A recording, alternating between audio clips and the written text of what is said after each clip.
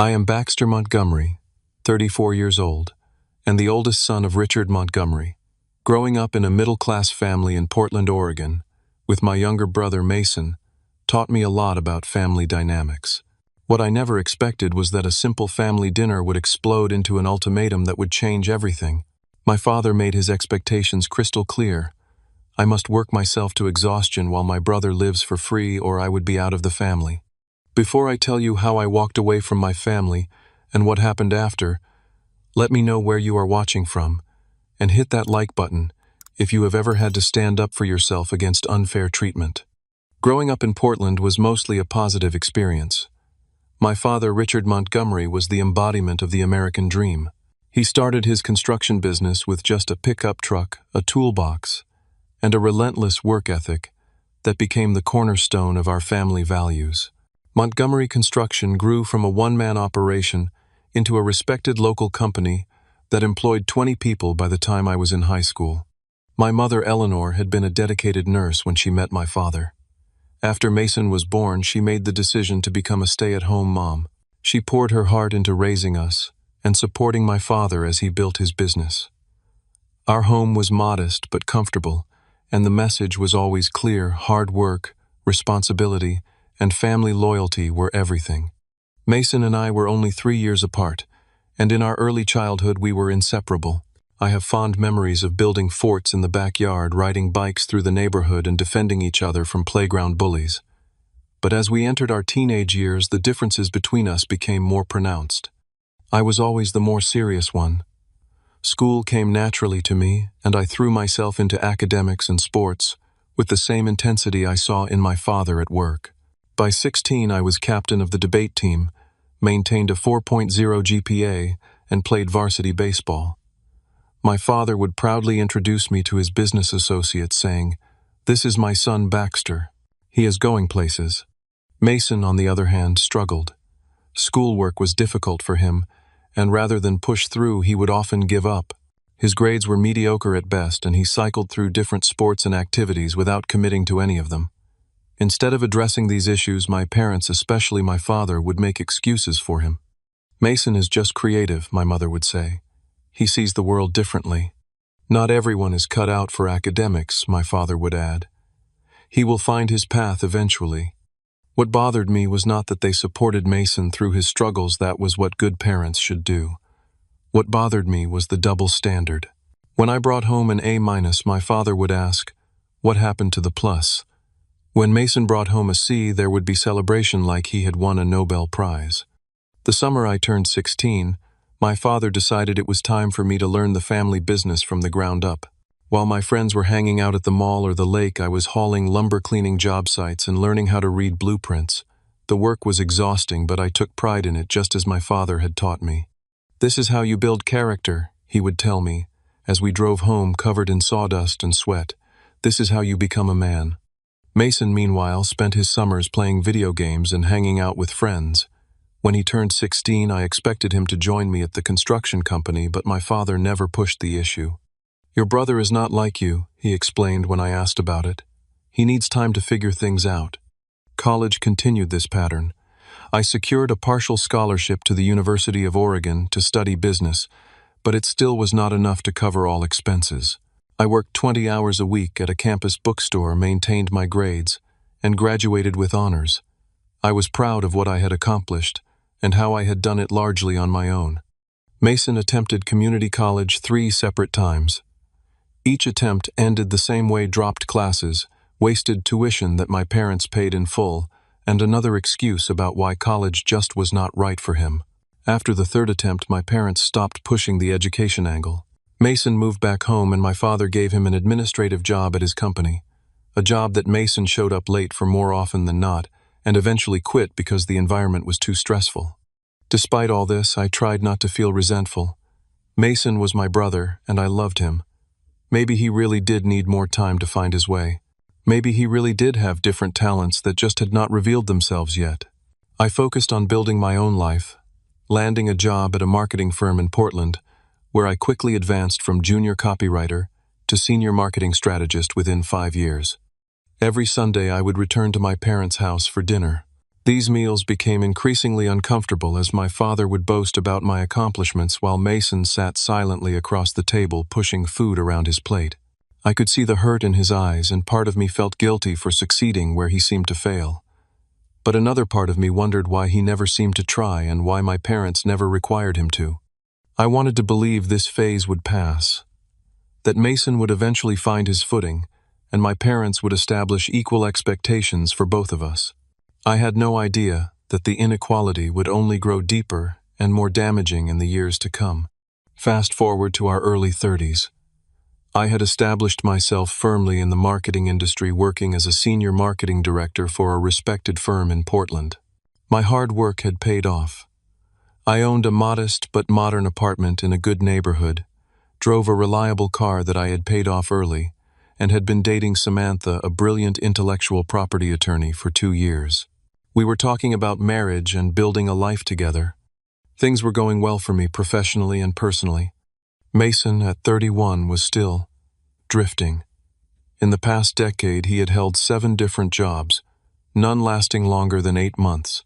His resume read like a tour of Portland's service industry: barista, server, sales associate, dog walker, rideshare driver, warehouse worker, and most recently assistant at a gym that closed down during the pandemic.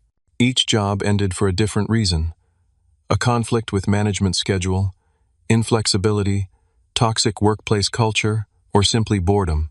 His personal life mirrored the instability of his career. He had cycled through relationships, never maintaining one long enough to become serious.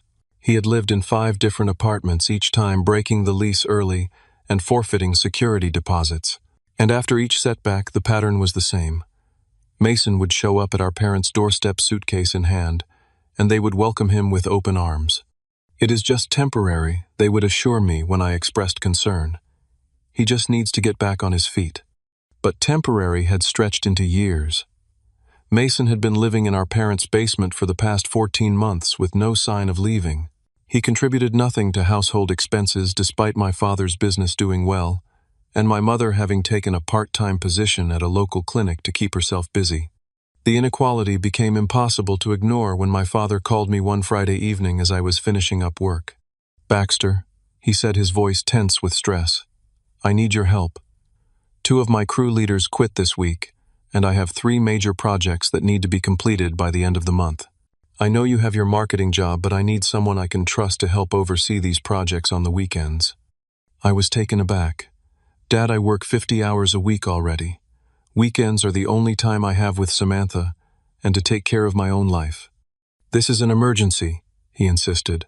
"Family has to step up in emergencies." I thought about Mason literally living in the house with no job and nothing but free time. "What about Mason? Can he help?" There was a pause. "Your brother is not in a good place right now. He is dealing with some anxiety issues. I cannot put this kind of pressure on him." The irony was not lost on me. Mason was too fragile to be asked to work, but I was expected to sacrifice my limited free time despite having a demanding full-time job. Still, I reluctantly agreed. Family was family, and my father rarely asked for help. For the next 2 months, I spent every Saturday and Sunday at construction sites, managing crews, dealing with suppliers, and solving problems. The work was exhausting, and my relationship with Samantha became strained as our quality time together disappeared. Meanwhile, Mason spent his days playing video games in the basement or going out with friends who somehow never helped him find employment. One Sunday evening, after a particularly grueling day solving a major issue with a concrete pour, I arrived at my parents' house for the weekly family dinner. I was exhausted, my back aching from being on my feet for 12 hours. As I walked in, I found Mason lounging on the couch, controller in hand, the same place he had been when I left that morning. "Rough day?" he asked casually, not even pausing his game. I bit my tongue and headed to the kitchen where my mother was preparing dinner. "Mason has been in the same spot all day," I observed quietly. My mother gave me a look of warning. "He applied for a job online yesterday. He is trying Baxter." One job application. Wow. The sarcasm slipped out before I could stop it. "Not everyone is like you," she said, a familiar refrain. "Mason struggles with motivation. The more we push, the more he pulls away." During dinner, my father talked about the progress on the projects I had been helping with. Baxter has been a godsend these past weekends, he announced. A natural leader just like his old man. I watched Mason shrink in his chair, and despite my frustration, I felt a pang of sympathy. It cannot be easy to constantly live in someone's shadow. But then my father continued. I need you again next weekend, Baxter. The Jefferson project is behind schedule. I put down my fork. Dad, I cannot do this anymore. I have my own job, my own life. I have barely seen Samantha in weeks. We all have to make sacrifices, he replied dismissively. Do we? I asked, looking pointedly at Mason. All of us. An uncomfortable silence fell over the table. My mother jumped in with a change of subject, and the moment passed, but the inequality remained. Later that night, I vented to Samantha over the phone. It is like they live in an alternate reality, I said. They expect everything from me and nothing from him. It is not fair to you, Samantha agreed. And honestly, it is not fair to Mason either. They are not helping him by shielding him from responsibility. I know I sighed. But what can I do? They are my parents. This is my family. Sometimes loving someone means setting boundaries, she said gently.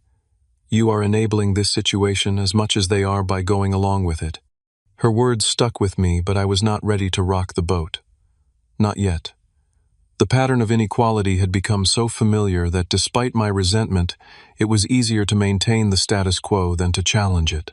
But events were about to force my hand, bringing the simmering tension to a full boil. The call came on a Tuesday afternoon. I was in the middle of presenting a campaign proposal to a major client when my phone vibrated repeatedly in my pocket. Normally, I would never check my phone during a meeting, but the persistence of the calls concerned me. Excusing myself briefly, I stepped out to see 5 missed calls from my mother. My stomach dropped. Mom, what is wrong? It is your father, she said, her voice shaking. He is in the hospital. He had a heart attack at work. The next hours were a blur. The rushed drive to the hospital, the sterile waiting room, the concerned doctors. Thankfully, it was a minor heart attack, a warning rather than a tragedy. But it was serious enough that the cardiologist was adamant Richard Montgomery needed to significantly reduce his stress and workload. For the next 2 weeks, I split my time between the hospital, my job, and helping to keep my father's business running. Mason visited the hospital occasionally, bringing magazines and sitting awkwardly at our father's bedside, but he made no offers to help with the company. My mother was too focused on my father's recovery to notice or care about this imbalance. 3 weeks after his heart attack, my father was released from the hospital with strict orders to take it easy. To celebrate his homecoming, my mother planned a special family dinner. I arrived early to help prepare while Mason emerged from the basement, just as the food was being put on the table. As we ate, my father cleared his throat. I have been doing some thinking about the future, he announced. This health scare has been a wake-up call. I cannot run the business the way I used to. We all nodded. This was not surprising. So I have made some decisions, he continued. I am going to semi-retire. I will still oversee major decisions, but I need someone to handle the day-to-day operations. He looked directly at me, and I felt a creeping sense of dread.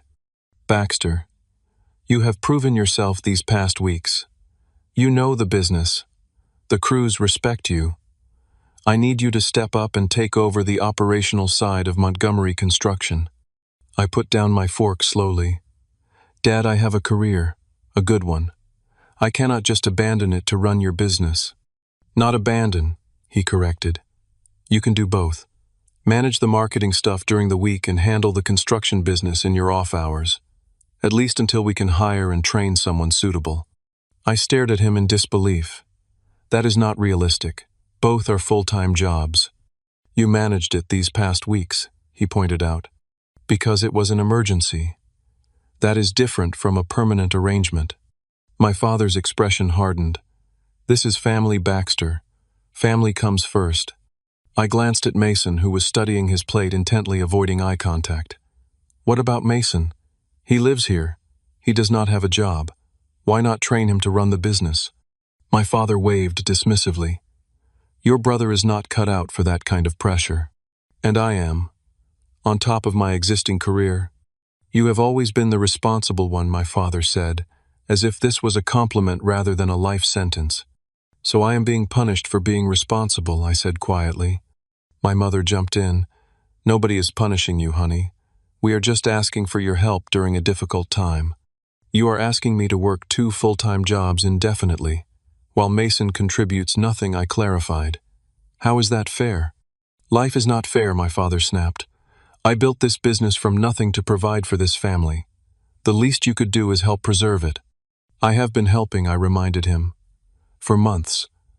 But this is different. You are asking me to sacrifice my career, my relationship, my life, while expecting nothing from Mason. Your brother has his own challenges, my mother said defensively. We all have challenges, I countered. That does not mean we get to opt out of responsibility. My father's face was reddening dangerous given his condition. This is not a negotiation, Baxter. Either you step up for this family, or you are not part of it anymore. The table fell silent. Even my mother looked shocked. Richard, she said softly, you do not mean that. I do, he insisted, glaring at me. I am not asking for the impossible. I am asking for loyalty. I looked around the table. My father's face flushed with anger. My mother's eyes pleading for peace. Mason still examining his plate as if it contained the secrets of the universe. And something inside me, something that had been bending for years, finally broke. I need some air, I said, pushing back from the table. I walked out to the back porch and took deep breaths of the cool evening air, trying to process what had just happened. My own father had threatened to disown me for refusing to work myself to exhaustion, while my brother coasted through life without consequences. My phone buzzed. A text from Samantha. How's dinner going? I called her instead of texting back. When she answered, I recounted the conversation, my voice shaking despite my efforts to remain calm. He cannot be serious, she said when I finished. He seemed pretty serious to me. What are you going to do? I stared up at the stars, visible now that I was away from the city lights. I do not know. I love my parents. I love my job. I do not want to choose. But he is making you choose, Samantha pointed out, and it is not really a choice at all. He is asking you to sacrifice everything, while asking nothing of Mason. Maybe I should just do it temporarily, I said already, knowing it was a bad idea, just until he finds someone else. And how long will that take? Months, years. You know they will keep moving the goalposts, Bax. They always do. She was right. This was a pattern, not an isolated incident. If I gave in now, nothing would change. The inequality would persist, perhaps worsen. I would resent my family more with each passing day, and they would never understand why. That night I barely slept. I kept replaying my father's ultimatum in my mind. By morning I knew what I had to do, but the knowledge brought no peace, only a heavy resignation and the certainty that whatever choice I made, something valuable would be lost. The next day I called my parents and arranged to meet them that evening. I needed to deliver my decision in person. I spent the day at work distracted, running through what I would say, how I would say it. By the time I pulled into my parents' driveway, my hands were sweating on the steering wheel despite the cool temperature.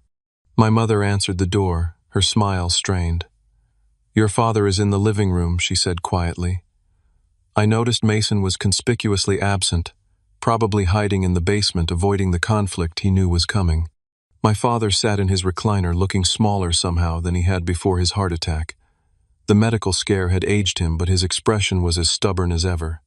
Have you thought about what we discussed? He asked without preamble.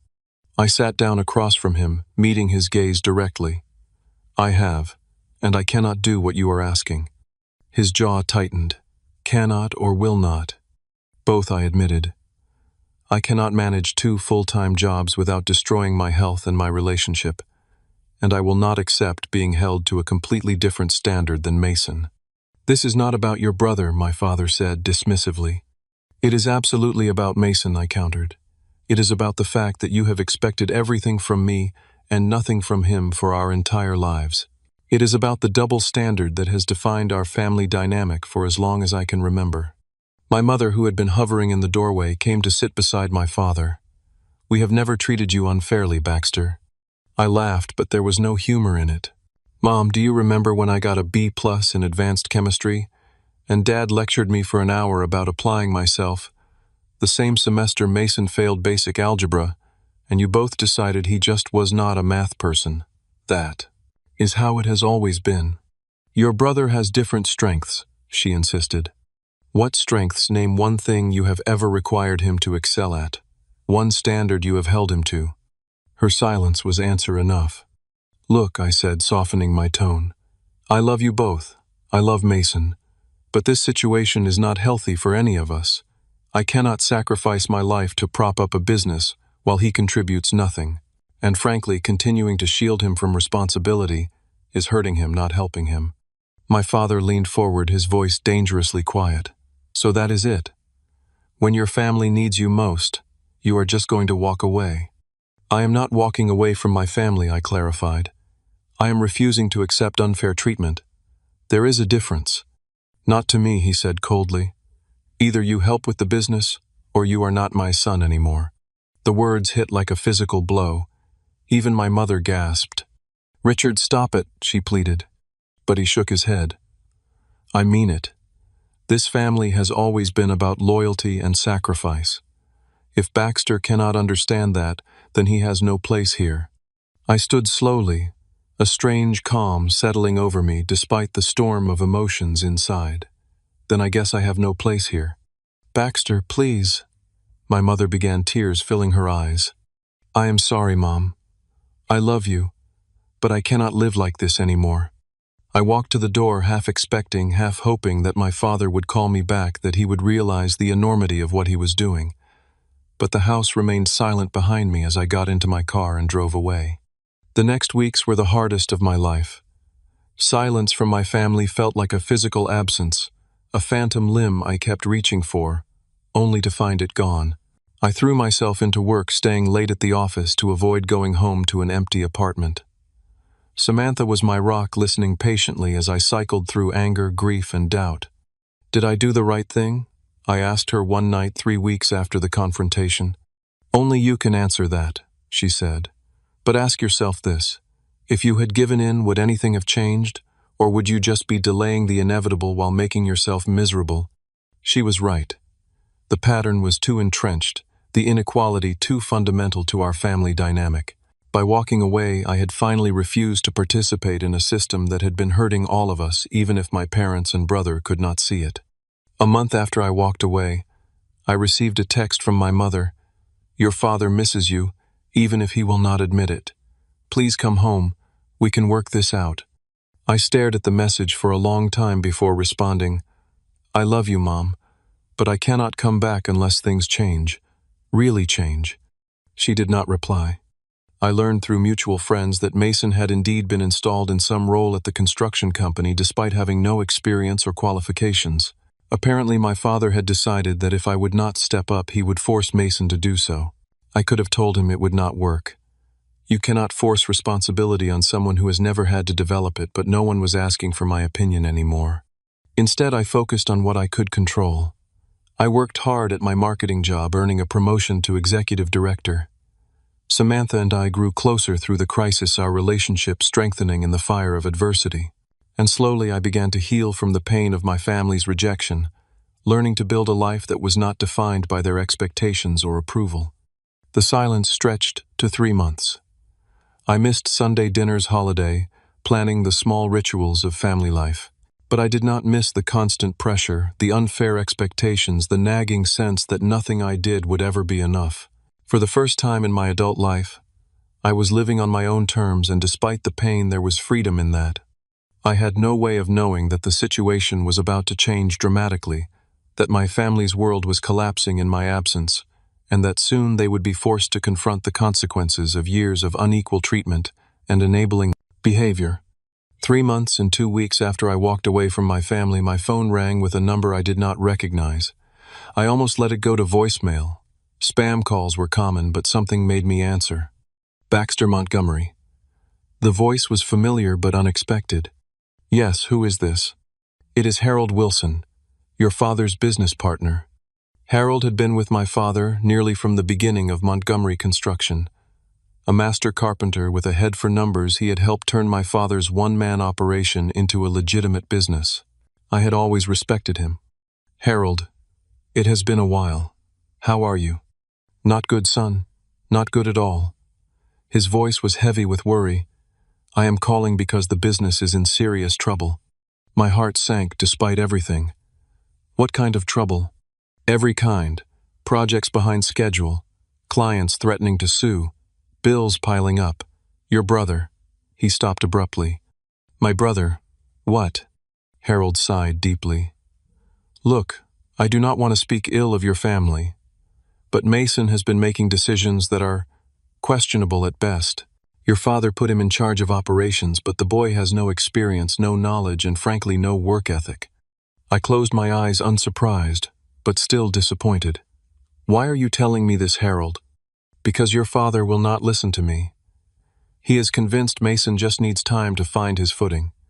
Meanwhile, the business your father spent 30 years building is circling the drain. We have lost 3 major clients in the past month alone. I am sorry to hear that," I said sincerely. "But what do you expect me to do? My father made it clear I am not welcome, unless I agree to his terms." "I know about your falling out," Harold admitted, "and I am not asking you to come back on his terms. But this company supports 15 families, Baxter. Good people who have been loyal to your father for years. They do not deserve to lose their livelihoods because of family drama." His words hit home. I had worked alongside many of these people during my summers at the company. They were hard-working, decent folks who had nothing to do with my family's dysfunction. "What exactly are you suggesting?" I asked cautiously. "Talk to your father. Make him see reason. Mason is running this company into the ground, and Richard is too stubborn to admit he made a mistake. You are the only one he might listen to." I laughed bitterly. "The last time I tried to talk sense into my father, he disowned me. Then do it for the people who will lose their jobs when this company folds. Because that is where we are headed, Baxter. Another few months of this and Montgomery Construction will be nothing but a memory." After hanging up, I sat in my office staring out the window at the Portland skyline. Part of me, the hurt, angry part, thought this was fitting. My father had made his choice, chosen Mason over me, and now he was facing the consequences. But another part of me ached at the thought of my father's life's work crumbling, of good people losing their jobs because of my family's dysfunction. I called Samantha and told her about the conversation. "What are you thinking of doing?" she asked when I finished. "Nothing," I said firmly. "This is not my problem to solve. My father made it very clear where I stand." "Are you sure that is the right call?" "What would you have me do?" "Go crawling back. Let him win." "This is not about winning or losing, Bax," she said gently. "This is about 15 families who might lose their income because your father and brother are too stubborn or incapable to run the business properly. So I should sacrifice myself to save them. That is not fair either." No one said anything about sacrifice. But maybe there is a middle ground, a way to help without compromising your boundaries. I considered her words. Maybe, but I need to think about it. In the following weeks, I heard more reports about Montgomery Construction's decline. A colleague mentioned seeing equipment being repossessed from a job site.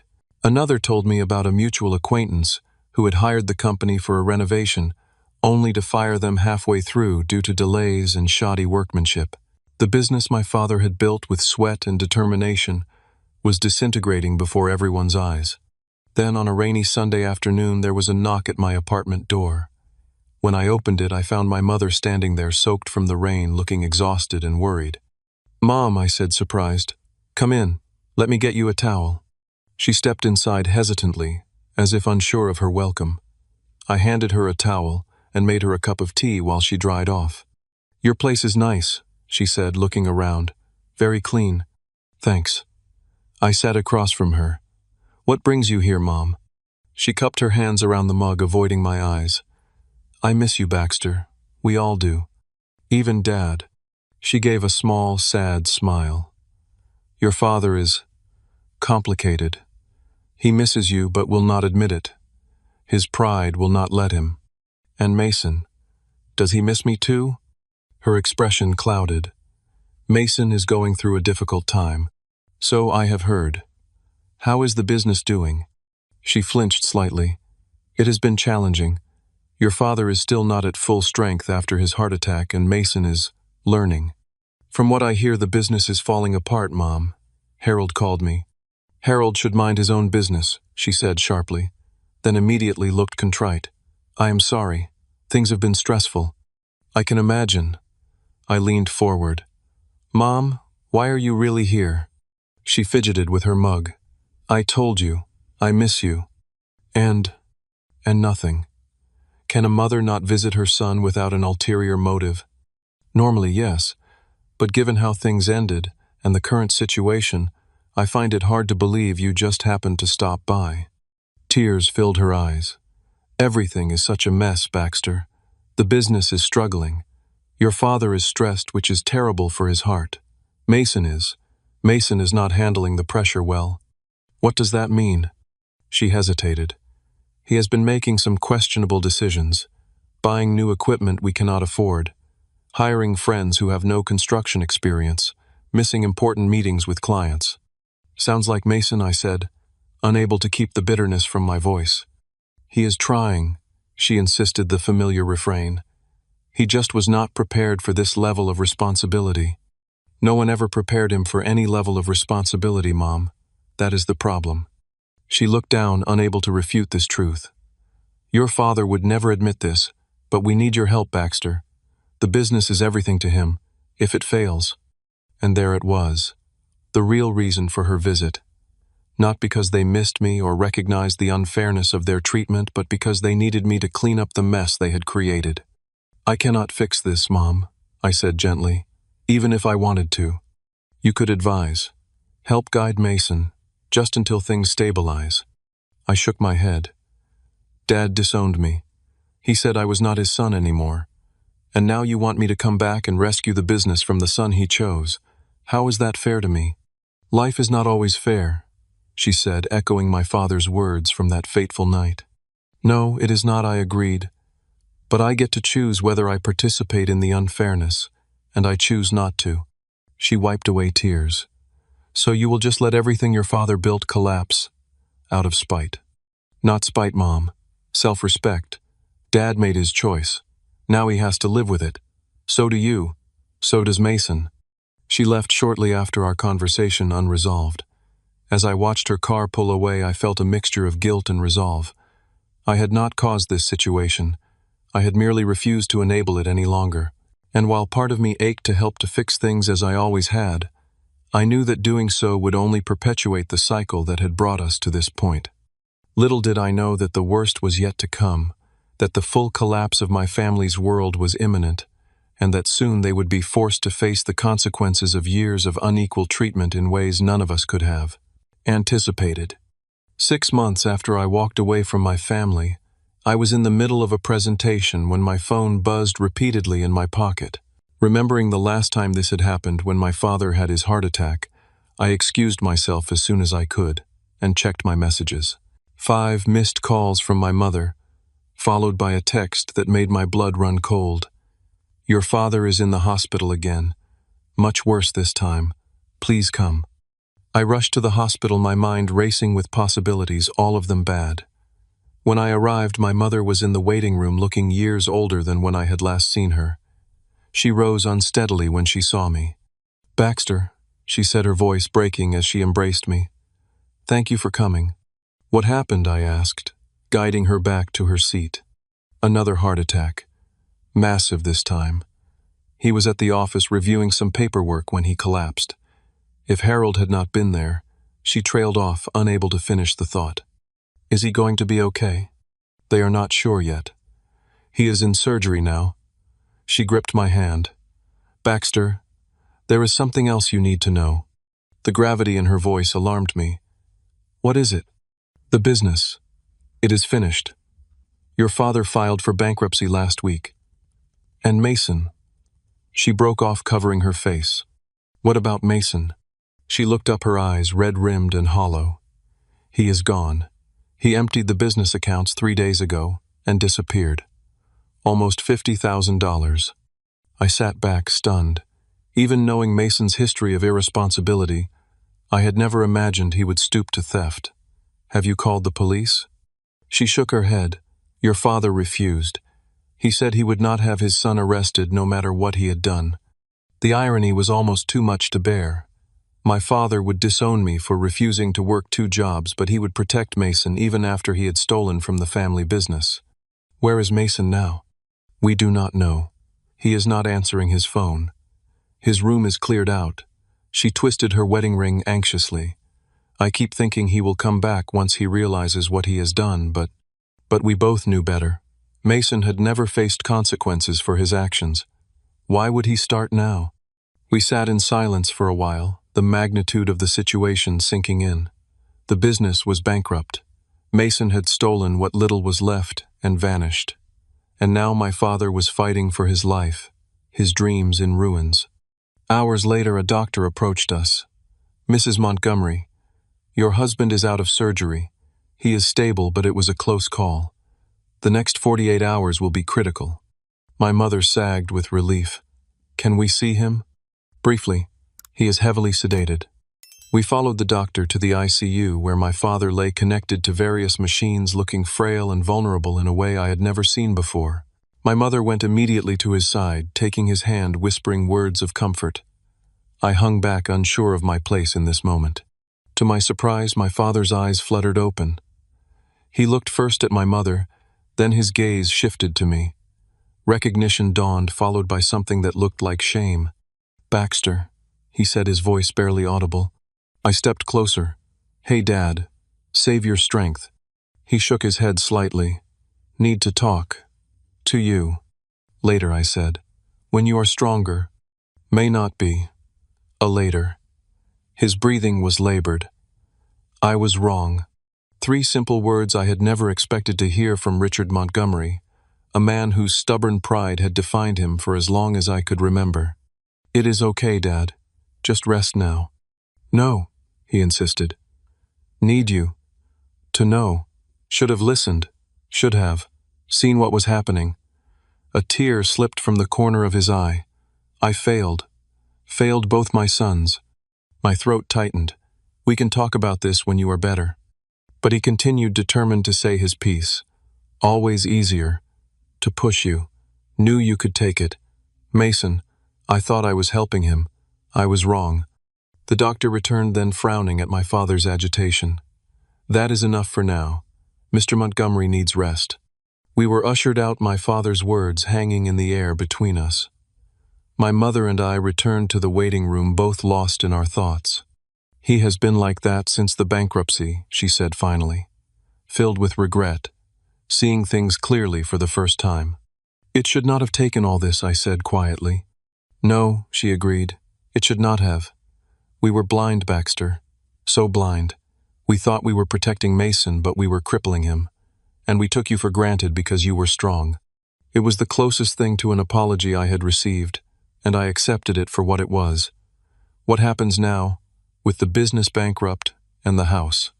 "We will lose the house," she confirmed. "The mortgage was refinanced to prop up the business. We cannot make the payments." "Where will you go?" "I do not know." She looked defeated. "We have a little savings. Enough for a small apartment, maybe." "And Mason?" She shook her head. "I do not know that either. If he comes back, things will be different. They have to be." Over the next few days, as my father's condition stabilized, the full extent of the disaster became clear. Montgomery Construction was beyond saving. 30 years of my father's life gone. The family home would be foreclosed upon, and my parents, who had once seemed invincible to me, were broken, their illusions shattered. A week after his admission, my father was strong enough for a longer conversation. I sat beside his hospital bed, the two of us alone for the first time since our confrontation 6 months earlier. "The doctors say you are improving," I said. He nodded weakly. "Physically, maybe. That is what matters right now." "No," he disagreed. "What matters is that I fix what I can while I still have time." He took a labored breath. "I was wrong, Baxter. About everything. The way I treated you. The way I favored Mason. All of it." I had waited years to hear these words, but now that they had come, I found no satisfaction in them. "It is water under the bridge, Dad. I need to say this." He reached for my hand, his grip surprisingly strong. "I always leaned on you because I knew you could handle it. I thought I was preparing you for life. But with Mason, I made excuses, lowered the bar, told myself I was being understanding, but really I was just taking the easy way out. Why, I asked the question that had haunted me for years. He was quiet for a moment. Mason reminded me of my younger brother. Same struggles in school, same lack of direction.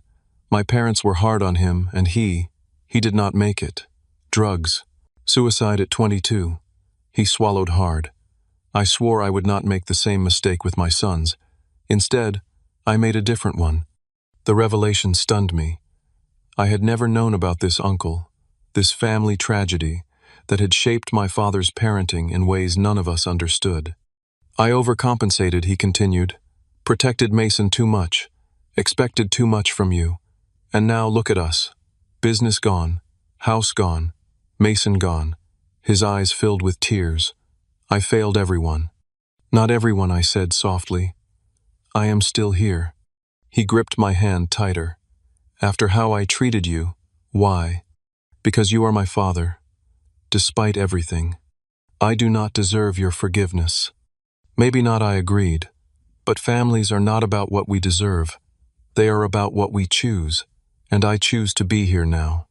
In that moment, something shifted between us. Not a complete healing that would take much longer, but a beginning. An acknowledgement of wrongs done, and a tentative step towards something new. As my father recovered, we had many such conversations. Painful, honest talks about the patterns that had damaged our family. My mother joined some of these discussions, adding her own regrets and realizations. For the first time, we were seeing each other clearly, without the distortions of favoritism and enabling that had defined us for so long. Meanwhile, the practical consequences of the collapse continued to unfold. My parents sold their few remaining assets to pay down debts. They found a small 2-bedroom apartment that they could afford on my mother's part-time salary and what little they had saved. The transition was humbling for them, especially my father, who had once been a respected business owner in the community. And then, almost 2 months after his disappearance, Mason returned. Not triumphantly, but broken and broke, having burned through the stolen money with nothing to show for it. He showed up at my apartment knowing he could no longer go to our parents' house, because it was no longer theirs. I almost did not recognize him at first. He was thinner, haggard, his eyes haunted. I messed up, Bax, he said, his voice cracking. I messed up so bad. For years I had imagined what I would say to Mason if given the chance. All the accusations, all the resentment I had harbored. But looking at him now, I felt only sadness for the man who had never been given the chance to grow up. Yes, you did. I agreed, not sugarcoating it. But now you have a choice. Keep running or face what you have done and try to make it right. How, he asked, desperation in his voice. How do I make this right? One step at a time, I said. Starting with Mom and Dad. The reunion between Mason and our parents was not the tearful, joyous scene it might once have been. There was love, yes, but also anger, disappointment, and hard truths that could no longer be avoided. My father, still recovering but growing stronger, did something I had never seen him do with Mason. He held him accountable. We love you, he told Mason, but what you did was wrong, criminal, and there will be consequences. Mason agreed to repay what he had stolen, though we all knew it would take years. More importantly, he agreed to get a job, a real one, not another temporary position he would abandon at the first sign of difficulty. And for the first time, our parents were united in their insistence that he follow through. The road ahead would be long and difficult. My father's health was permanently compromised. My parents faced financial hardship they had never anticipated in their retirement years. Mason had to learn responsibility decades too late, and I had to learn to trust again, to believe that the changes I was seeing were real and lasting. But amid the ruins of what had been, something new was taking shape, a family based on honesty rather than illusion, on equal expectations rather than favoritism, on genuine support rather than enabling. It was painful, this rebirth, but it was also in its way beautiful. 1 year after my father's second heart attack, we gathered in my parents' modest apartment to celebrate his 65th birthday. The space was small but warm, filled with the people who mattered most. My father thinner, but more at peace than I had seen him in years. My mother, who had returned to nursing part-time and found renewed purpose in her work. Mason, now 8 months into a steady job as an assistant manager at a local hardware store, the longest he had ever held a position. Samantha, now, my fiancée, her quiet strength, a constant reminder of why boundaries matter, and me changed in ways I was still discovering. A toast, my father said, raising his glass of sparkling cider alcohol now forbidden by his doctors, to second chances. We clinked glasses, the simple gesture carrying the weight of all we had been through. The journey to this moment had been neither quick nor easy. After the bankruptcy and Mason's return, we had faced difficult decisions about how to move forward. The construction business was gone, but there were still clients who respected my father's expertise. I suggested he consider consulting, sharing his knowledge, without the stress of running a company. I could help you set it up, I offered. Create a website, develop some marketing materials, low overhead, flexible hours, good for your health. He agreed, and Montgomery Construction Consulting was born. It was a modest enterprise, nothing like the company he had once run, but it provided some income, and more importantly, a sense of purpose for a man who had defined himself by his work. For my part, I had made it clear from the beginning that I would help, but with conditions. I will not quit my job, I told my father. I will not sacrifice my relationship with Samantha, and I expect Mason to contribute equally to supporting this family. To my surprise, my father agreed without argument. You are right, he said. It is time everyone pulled their weight. And remarkably, everyone did. My mother returned to nursing, her skills still in demand, despite her years away from the profession. Mason, after some false starts and one relapse into old patterns, found stability in his hardware store job, where his manager provided the structure and accountability he had always needed. As for me, I used my marketing expertise to help establish my father's consulting business, but I maintained clear boundaries around my time and energy. No more uneven expectations, no more unfair demands. And to my relief, my parents respected these boundaries, perhaps finally understanding the damage their previous approach had caused. The healing was not just practical, but emotional as well. My parents sold their large house using the limited equity to pay down debts and move into an apartment they could afford. The downsizing was difficult for them, a tangible reminder of all they had lost. But it also forced them to confront the reality they had been avoiding, that their enabling of Mason and their unfair expectations of me had contributed to the collapse of everything they had built. Family therapy became a regular part of our lives. At first, Mason resisted, uncomfortable with the accountability and self-reflection it required. But after missing 2 sessions and facing united disappointment from all of us, not just me but our parents as well, he committed to the process. In those sessions, years of dysfunction were gradually untangled. My father spoke of his own childhood, of the brother he had lost, and the fear that had driven him to protect Mason at all costs. My mother acknowledged her role in maintaining the unequal dynamic between her sons. Mason confronted his dependency and the ways it had stunted his growth, and I worked through my resentment, learning to forgive without forgetting to love, without compromising my own well-being. Families are systems, our therapist explained. When one part changes, the whole system must adapt. Baxter changed when he walked away, and the system collapsed. Now you are building a new system, one based on healthier patterns. It was not always smooth. Old habits resurfaced. There were arguments, setbacks, moments when it seemed easier to retreat to familiar patterns than to forge new ones. But we persevered, committed to this new vision of family, not perfect but authentic. Not without conflict, but without the toxicity that had defined us for so long. As my father's consulting business stabilized, he made an unexpected decision. I want to make restitution to the employees who lost their jobs, he announced one day. It may take years, but they deserve better than what happened. It was a small gesture. In the grand scheme of things, he could only afford token payments, but it represented something profound, a willingness to take responsibility not just in words but in actions. Mason, too, began to change in ways I had not thought possible. He opened a savings account and contributed to the household expenses. He showed up for family gatherings on time and sober. He began seeing a therapist individually to work through his issues with dependency and responsibility. I never realized how much I was missing by not growing up, he told me during a rare moment of vulnerability.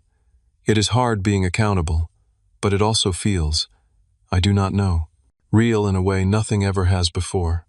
Samantha and I got engaged 6 months after my father's second heart attack. I proposed on a hiking trail overlooking the Columbia River Gorge, thanking her for standing by me through the darkest period of my life. "You taught me that boundaries are not walls," I told her, as I slipped the ring on her finger. "They are the foundation of healthy love." Our engagement celebration was the first time our newly reconstructed family felt truly solid.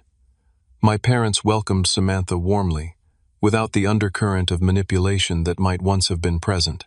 Mason brought a date, a sensible woman from his therapy group, who seemed to genuinely care for him. We ate, drank, laughed, and for the first time in memory, there was no elephant in the room, no unspoken resentment poisoning the air. Now, a year after the collapse, we were different people in many ways. My father, once defined by his pride and stubbornness, had learned humility. My mother, once an enabler, had found her voice. Mason, once perpetually adolescent, was slowly growing into adulthood. And I, once defined by my resentment and need for approval, had discovered that walking away had ultimately been the most loving thing I could have done for all of us. "I have been thinking," my father said after the birthday cake had been served, "about what I want my legacy to be. It is not the business. It is not even the consulting. It is this. This family, broken, rebuilt stronger at the seams." He looked around the small living room at the faces of those he loved. I spent so many years focused on the wrong things. Achievement, status. I thought I was building something important, but I was actually destroying what mattered most. "We all played our parts, Dad," I said gently. "Yes, but you were the one brave enough to break the pattern." He reached across the table and took my hand. "By walking away, you saved us all." It was a powerful moment, a recognition of the truth we had all come to understand, that sometimes love means boundaries, sometimes healing requires distance, sometimes the most caring thing we can do is refuse to participate in patterns that harm. The road ahead would still have its challenges. Mason's recovery was ongoing, my father's health remained fragile, and the financial damage would take years to repair. But we had found something invaluable, a way to be family without the dysfunction that had nearly destroyed us, a way to love without enabling, to support without sacrificing, to connect without losing ourselves. As I looked around at these people who had hurt me, who I had hurt, who I loved despite everything, I felt a deep sense of peace. Walking away had been the hardest decision of my life, but it had also been the most important, not just for me, but for all of us. So if you are facing a similar situation, unequal expectations, enabling behavior, family dynamics that hurt more than they heal, know this.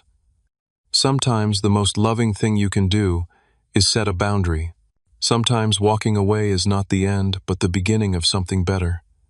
Have you ever had to set difficult boundaries with family? Let me know in the comments. And if this story resonated with you, please hit that like button, subscribe to my channel, and share this video with someone who might need to hear it. Thank you for listening, and remember, true family is built on mutual respect, not sacrifice or enabling.